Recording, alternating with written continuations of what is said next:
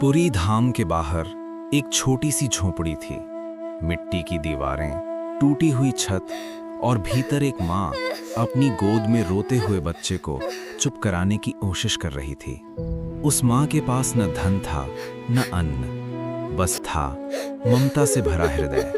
बच्चा भूख से रो रहा था। माँ ने उसे सीने से लगाया और धीरे से कहा, बेटा आज थोड़ा धैर्य रख ले, माँ कुछ लेकर आएगी। लेकिन माँ जानती थी घर में कुछ भी नहीं था। वो उठी, अपने आंचल को ठीक किया और मंदिर की ओर चल पड़ी। जगन्नाथ मंदिर, जहां रोज महाप्रसाद बनता है, जहां भगवान अन्न के स्वामी हैं। माँ मंदिर के बाहर खड़ी हो गई।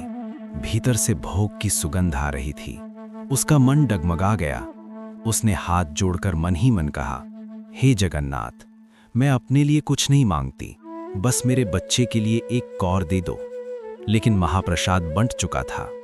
सेवायतों ने कहा, बहन आज कुछ शेष नहीं है। माँ की आंखों में आंसू भर आए। वो बिना कुछ कहे लौटने लगी। उसी समय गर्भगृह में भगवान जगन्नाथ शांत नहीं थे। उनका मन बेचैन था। उन्होंने लक्ष्मी जी की ओर देखा और कहा, देवी क्या आज मेरा मन स्थिर नहीं है?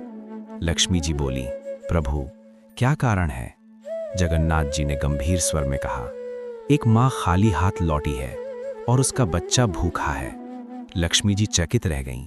प्रभु आप सब जानते हैं। भगवान मुस्कुराए, जानना पर्याप्त नहीं देवी, आज मुझे जाना होगा। और उसी क्षण भगवान जगन्नाथ ने एक साधारण व्यक्ति का रूप धारण किया।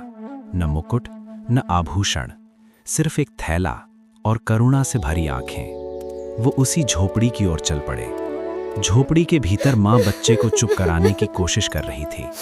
बच्चा रोते रोते थक चुका था। तभी दरवाजे पर हल्की दस्तक हुई।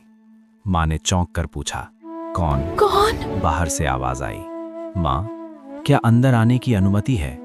माँ ने दरवाजा खोला। सामने एक साधारण व्यक्ति खड़ा था।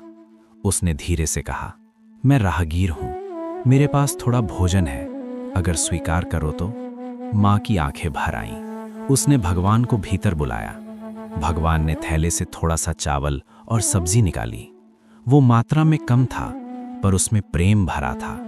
माँ ने जल्दी जल्दी भोजन परोसा और बच्चे को खिलाने लगी। बच्चा पहली बार मुस्कुराया। उसकी भूख शांत हो गई। माँ ने कांपती आवाज में कहा, आज आपने मेरी लाज बचा ली।